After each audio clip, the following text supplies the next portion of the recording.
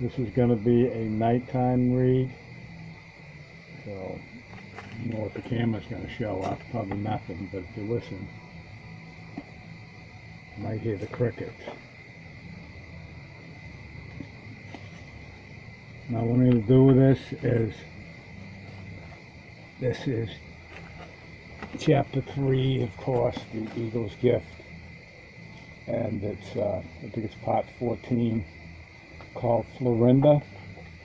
It's a long chapter, so I'm going to break it into 2 parts. So when I'm done here, this is not the end of the chapter. There'll be another part to the chapter. It just takes too long, and I'm not that good at the end. I really suck.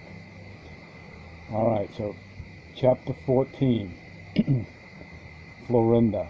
Not part 14. Here's my cup of tea here. I have a cup of tea here somewhere. Here it is. Lagorda and I were in total agreement that by the time Zalika had taught us the intricacies of dreaming, we had accepted the undeniable fact that the rule is a map, and that there is another awareness concealed in us, and that it is possible to enter into that awareness. Don Juan had accomplished what the rule prescribed. The rule determined that his next movement was to introduce me to Florinda, the only one of his warriors whom I had not met. Don Juan told me that I had to go to her house by myself, because whatever transpired between Florinda and myself was of no concern to others. He said that Florinda was to be my personal guide, exactly as if I were a narwhal like him. He had had that kind of relationship with the warrior of his benefactor's party, who was comparable to Florinda. Don Juan left me one day at the door of Nelidia's house. He told me to walk in, that Florinda was waiting for me inside. "It's an honor to make your acquaintance," I said to the woman who was facing me in the hall. "I am Florinda," she said. We looked at each other in silence. I was awestruck. My state of awareness was as keen as it had ever been. Never again have I experienced a comparable sensation. "That's a beautiful name," I managed to say, but I meant more than that. The soft and long enunciation of the Spanish vowels made the name fluid and sonorous, especially the I after the R. The name was not rare. I simply had never met anyone until that day who was the essence of that name. The woman in front of me fit into it as if it had been made for her, or perhaps if she herself had made her person fit into it. Physically, she looked exactly like Nelidia, except that she seemed more self-confident, more powerful. She was rather tall and slender. She had the olive skin of Mediterranean people, Spanish or perhaps French. She was old, and yet she was not feeble or even aged. Her body seemed to be supple and lean. Long legs, angular features, small mouth, a beautifully chiseled nose, dark eyes and braided white hair. No jowls, no sagging skin on her face and neck. She was old, as if she had been made up to look old. Remembering in retrospect my first meeting with her, I am reminded of something thoroughly unrelated but apropos. I saw once in a weekly newspaper a reprint of a 20-year-old photograph of a then-young Hollywood actress who had been made up to look 20 years older in order to play the role of an aging woman. Next to it, the paper had printed a current picture of the same actress as she looked after 20 real years of hard living. Florinda, in my subjective judgment, was like the first picture of the movie actress, a young girl made to look old. "What do you have here?" she said, pinching me. "You don't look like much. Soft, indulging to the core, no doubt." Her bluntness reminded me of Don Juan. So did the inner life of her eyes. It had occurred to me, looking back at my life with Don Juan, that his eyes were always in repose. One could see no agitation in them. It was not that Don Juan's eyes were beautiful to look at. I have seen gorgeous eyes, but never have I found them to say anything. Florinda's eyes, like Don Juan's, gave me the feeling that they had witnessed all there is to witness. They were calm, but not bland. The excitement had been driven inward and turned into something I could only describe as inner life. Florinda took me through the living room and out to a roofed patio. We sat on some comfortable sofa-like chairs. Her eyes seemed to look for something in my face. Boy, do you know who I am and what I'm supposed to do for you? She asked. I said that all I knew about her and her relation to me was what Don Juan had sketched out. In the course of explaining my position, I called her Donna Florinda. Don't call me Donna Florinda, she said, with a childish gesture of annoyance and embarrassment. I'm not that old yet, or even that respectable. I asked her how she expected me to address her. Just Florinda will do, she said. Insofar as to who I am, I can tell you right off that I am a woman warrior who knows the secrets of stalking. And insofar as what I am supposed to do for you, I can tell you that I am going to teach you the first 7 principles of stalking, the first 3 principles of the rule for stalkers, and the first 3 maneuvers of stalking. She added that the normal thing was for every warrior to forget what transpires when the interaction is on the left side, and that it would take years for me to come to grips with whatever she was going to teach me. She said that her instruction was merely the beginning, and that someday she would finish teaching me, but under different circumstances. I asked her if she minded my asking her questions. Do as you please, she said. All I need from you is your commitment to practice. After all, you know in one way or another whatever we're going to discuss.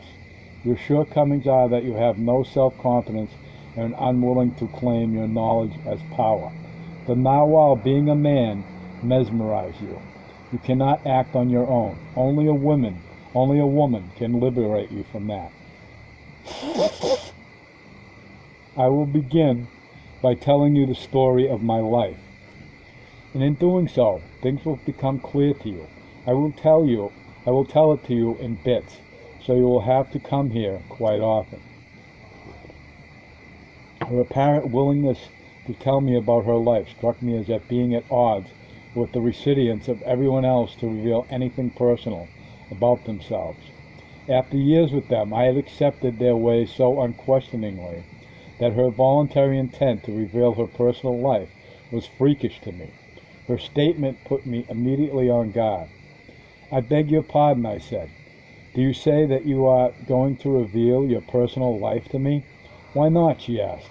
I asked her with a long explanation of what Don Juan had told me about the encumbering force of personal history and the need that a warrior has to erase it. I wrapped it up by telling her that he had prohibited me from ever talking about my life. She laughed in a high falsetto voice. She seemed to be delighted. That applies only to men, she said. The not doing of your personal life is to tell endless stories, but not a single one about your real self. You see, being a man means that you have a solid history behind you. You have a family, friends, acquaintances, and every one of them has a definite idea of you. Being a man means you are accountable. You cannot disappear that easily. In order to erase yourself, you need a lot of work. My case is different. I am a woman, and that gives me a splendid advantage. I am not accountable. Don't you know that women are not accountable?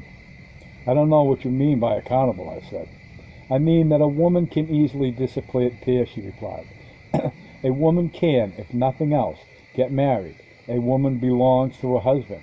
In a family with lots of children, the daughters are discarded very early. No one counts on them, and chances are some will vanish without leaving a trace. The disappearance is easily accepted. A son, on the other hand, is something one banks on. It's not that easy for a son to slip off and vanish. And even if he does, he will leave traces behind. A son feels guilty for disappearing. A daughter does not. When the narwhal trained you to keep your mouth shut about your personal life, he intended to help you to overcome your feeling of having done wrong to your family and friends, who were counting on you one way or another. After a lifetime struggle, the male warrior ends up, of course, erasing himself. But that struggle takes its toll a man, because he becomes secretive, forever on guard against himself. A woman doesn't have to contend with that hardship. A woman is already prepared to disintegrate into thin air. In fact, it's expected of her. Being a woman, I'm not compelled to secrecy. I don't give a fig about it. Secrecy is the price you men have to pay for being important to society. The struggle is only for the men because they resent erasing themselves and would find curious ways to pop up somewhere somehow. Take yourself, for instance. You go around giving lectures. Florinda made me nervous in a very peculiar way. I felt strangely restless in her presence. I would admit without hesitation that Don Juan and Silvio Manuel also made me feel nervous and apprehensive. But it was a different feeling. I was actually afraid of them, especially of Silvio Manuel. He terrified me, and yet I learned to live with my terror. Florinda did not frighten me. My nervousness was rather the result of being annoyed, threatened by her savoir-faire. She did not stare at me the way Don Juan or Silvio Manuel used to. They would always fix their eyes on me until I moved my face away in a gesture of submission. Florinda only glanced at me. Her eyes moved continually from thing to thing. She seemed to examine not only my eyes, but every inch of my face and body. As she talked, she would shift in quick glances from my face to my hands, or to her feet, or to the roof. "I make you ill at ease, don't I?" she asked. Her question caught me thoroughly off guard. I laughed. Her tone was not threatening at all. "You do," I said. "Oh, it's perfectly understandable," she went on. "You are used to being a man. A woman for you is something made for your benefit. A woman is stupid to you, and the fact that you're a man and the narwhal makes things even more difficult." I felt obliged to defend myself. I thought she was a very opinionated lady, and I wanted to tell her so.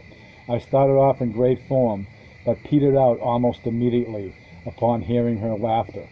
It was a joyous and youthful laughter.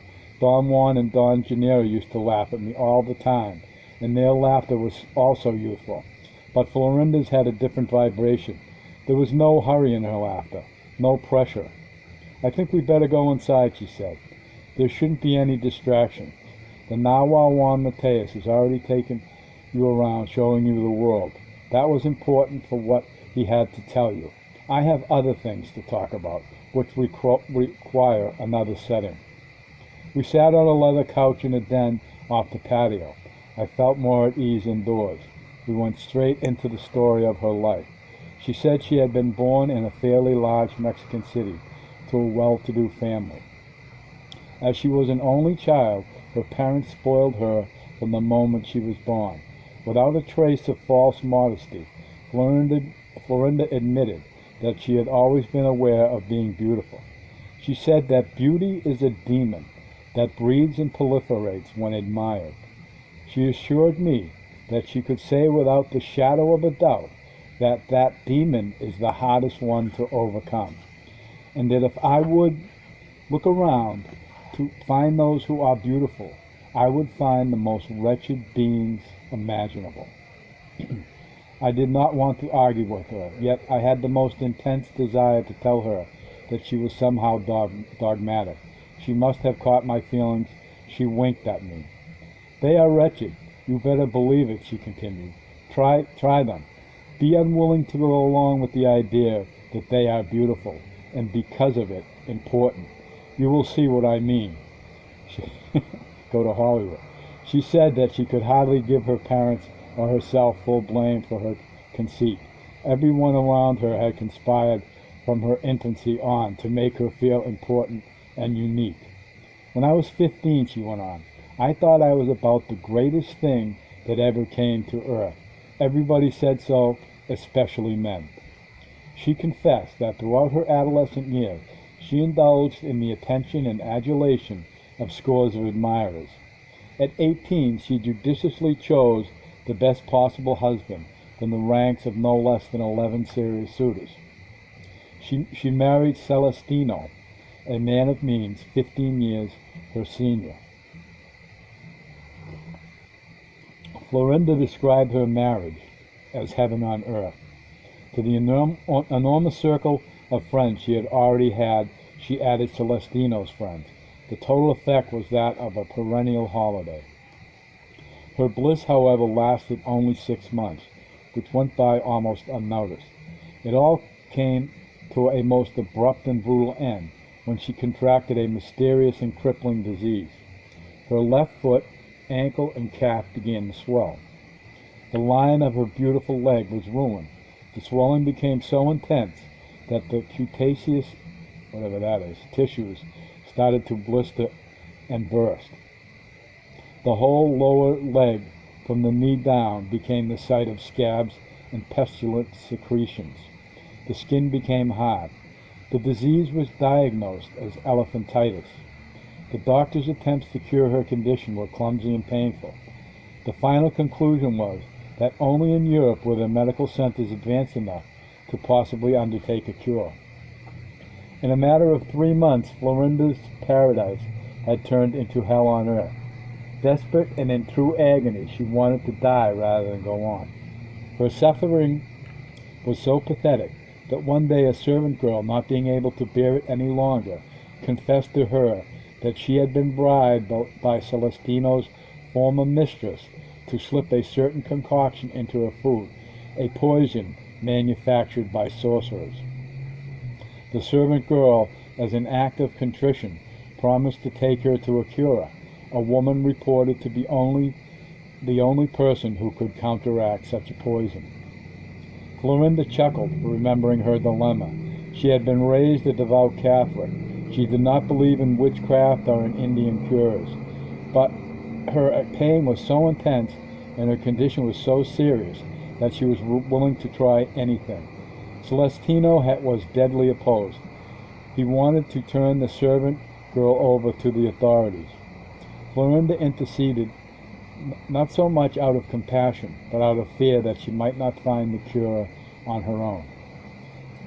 Florinda suddenly stood up. She told me that I had to leave. She held my arm and walked me to the door as if I had been her oldest and dearest friend. She explained that I was exhausted and because to be in the left side awareness is a special and frail condition which has to be used sparingly. It certainly is not a state of power. The proof was that I had nearly died when Silvio Manuel had tried to rally my second attention by forcing me to enter bodily into it. She said that there is no way on earth that we can order anyone or ourselves to rally knowledge. It is rather a slow affair. The body, at the right time and under the proper circumstances of impeccability, rallies its knowledge without the intervention of desire. We stood at the front door for a while exchanging pleasant remarks and frivolities. She suddenly said that the reason the Nahuatl Mateus had brought me to her that day was because he knew that his time on earth was coming to an end. The 2 forms of instructions that I had received, according to Silvio Manuel's master plan, had already been completed. All that was left pending was what she had to say to me. She stressed that hers was not instruction proper, but rather the establishing of my link to her. The next time Don Juan took me to see Florinda, just before he left me at the door, he repeated what she had told me, that the time was approaching for him and his party to enter into the third attention. Before I could question him, he shoved me inside the house. His shove sent me not only into the house, but into my keenest state of awareness. I saw the wall of fog. Florinda was standing in the hall, and she had been waiting for Don Juan to shove me in. She held my arm and quietly led me into the living room. We sat down. I wanted to start a conversation, but I could not talk. She explained that a shove from an impeccable warrior, like the Nahuatl Mateus, can cause a shift into another area of awareness. She said that my mistake all along had been to believe that the procedures are important. The procedure of shoving a warrior into another state of consciousness is utilizable only if both participants, especially the one who shoves, are impeccable and imbibed with personal power.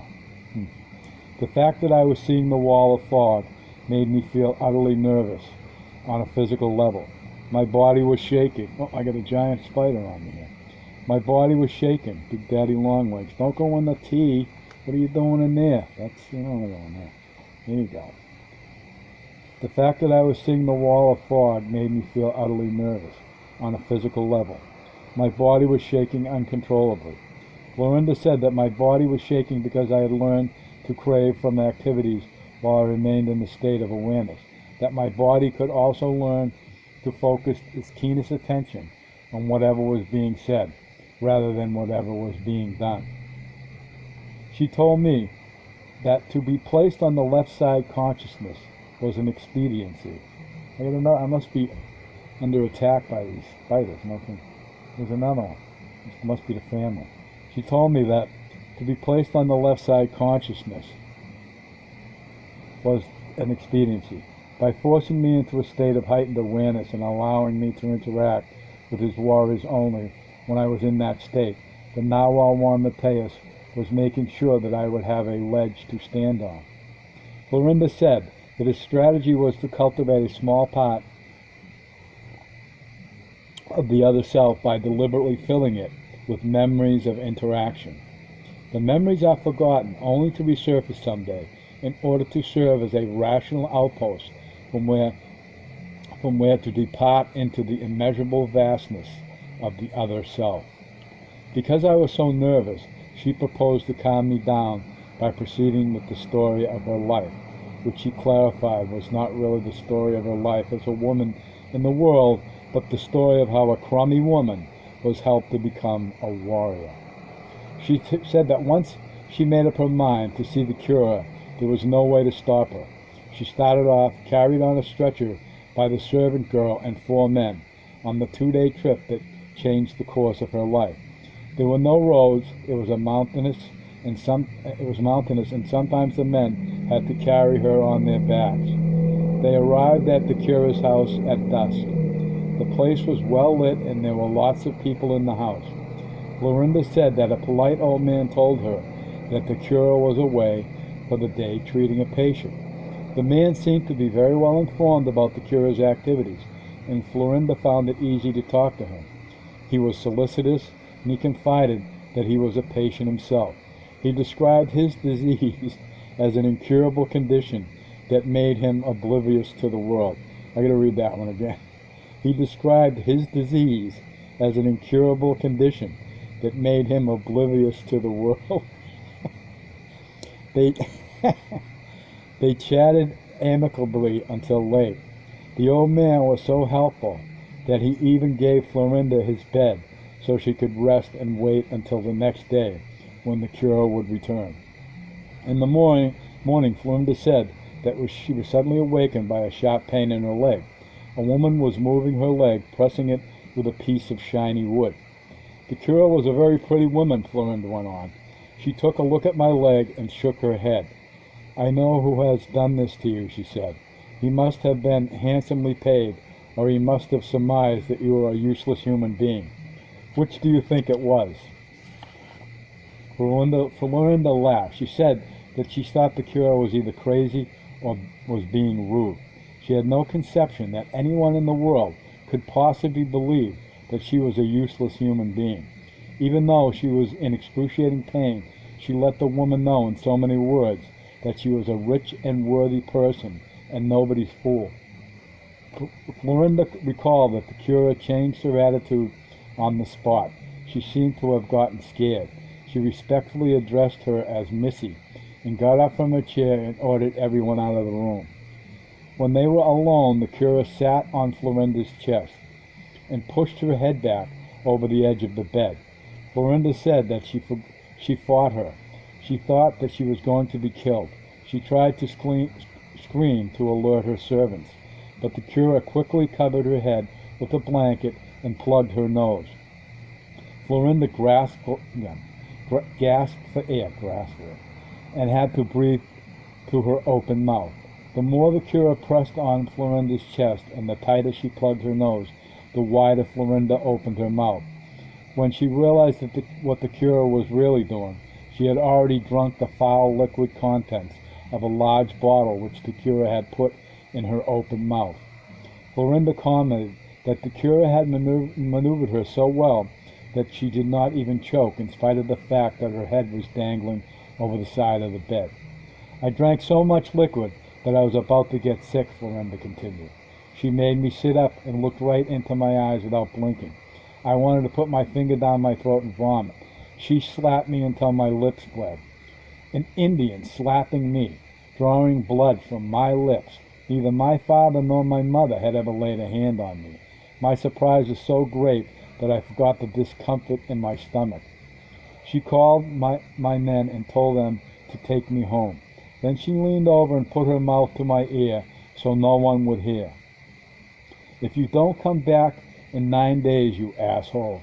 If you don't come back in 9 days, you asshole," she said, "you will swell up like a toad and wish to God you were dead." Florinda said that the liquid had irritated her throat and vocal cords. She could not utter a word. This, however, was the least of her worries. When she arrived at her home, Celestino was waiting in a state of frenzy. Being incapable of speaking, Florinda was in a position to observe him. She noticed that his anger had nothing to do with worrying about her health, but with concern about his standing as a man of wealth and social status. He could not bear to be seen by his influential friends as resorting to Indian cures. He was raging, shouting that he was going to take his complaint to the army headquarters, have soldiers capture the woman curer and bring her to town to be thrashed and thrown in jail. These were not empty threats. He actually pressed a military commander to send a patrol after the curer. The soldiers came back a few days later with news that the woman had fled. Florinda was put at ease by her maid, who assured her that the curer would be waiting for her if she cared to go back. Although the inflammation of her throat persisted to the point that she could not eat solid food and could barely swallow liquids, Florinda could hardly wait for the day when she was supposed to go back to see the curer. The medicine had eased the pain in her leg. When she let Celestino know her intentions, he became furious enough to round up some help in order to put an end to the nonsense himself. He said he and 3 of his trusted men went on horseback ahead of her. Florinda said that when she arrived at the curer's house, she expected to find her perhaps dead, but instead she found Celestino sitting alone. He had sent his men to 3 different places in the vicinity with orders to bring back the curer by force if necessary. Florinda saw the old man she had met the time before. He was trying to calm her husband down, assuring him that any one of his men would be back shortly with the woman. As soon as Florinda was placed on a cot in the front porch, the curer stepped out of the house.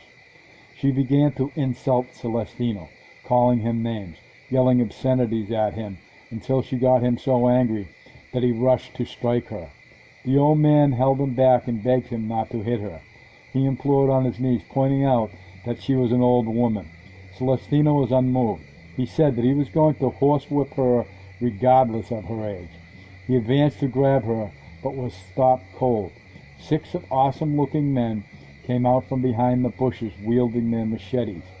Florinda said that fear froze Celestino to the spot. He was ashen. The curé came to him and told him that either he would meekly let her whip him on the buttocks, or her helpers would hack him to pieces. As proud a man as he was, he bent over meekly to be whipped. The curé had reduced him in a few moments to a helpless man. She laughed in his face. She knew that he was pinned down, and she let him sink. He had walked into her trap like the careless fool that he was, drunk with his own inflated idea about his worth. Florinda looked at me and smiled. She was quiet for a while. The first principle of the art of stalking is that warriors choose their battleground, she said. A warrior never goes into battle without knowing what the surroundings are. The woman Cura had shown me, through her battle with Celestino, the first principle of stalking. Then she came over to where I was lying down. I was crying. That was the only thing I could do. She seemed concerned. She tucked my blanket around my shoulders and smiled and winked at me. "The deal is still on, asshole," she said. "Come back as soon as you can if you want to live. But don't bring your master with you, you little whore. Come only with those who are absolutely necessary." Florinda fixed her eyes on me for a moment. From her silence I surmised that she wanted my comments. "To discard everything that is unnecessary is the second principle of the art of stalking," she said, without giving me time to say anything. Her account had absorbed me so intensely that I had not noticed that the wall of fog had disappeared. And when I simply realized that it was not there anymore, Florinda got up from the chair and led me to the door.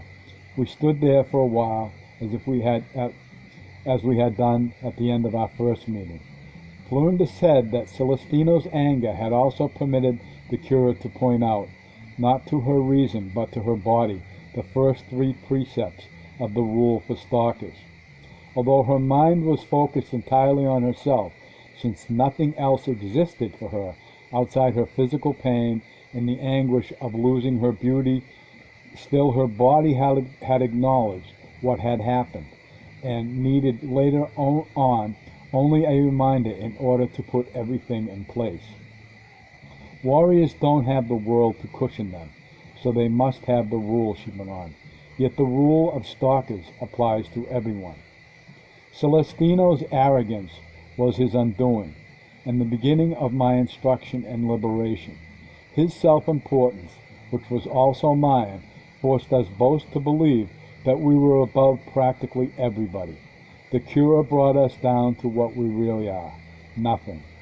The first precept of the rule is that everything that surrounds us is an unfathomable mystery.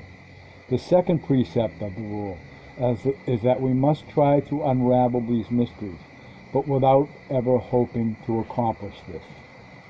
The third, that a warrior aware of the unfathomable mystery that surrounds him and aware of his duty to try to unravel it, takes his rightful place among the mysteries and regards himself as one. Consequently, for a warrior, there is no end to the mystery of being, whether being means being a pebble or an ant or oneself. That is a warrior's humbleness. One is equal to everything. There was a long pause and forced silence. Florinda smiled, playing with the tip of her long braid. She said that I had had enough. Now that's the end of this reading. It's not the end of the chapter. I'm going to do another second part to this chapter. And before I leave, see if I can get the crickets in here before I shut this thing off. Get a little cricket time. Get this microphone off. I think I can.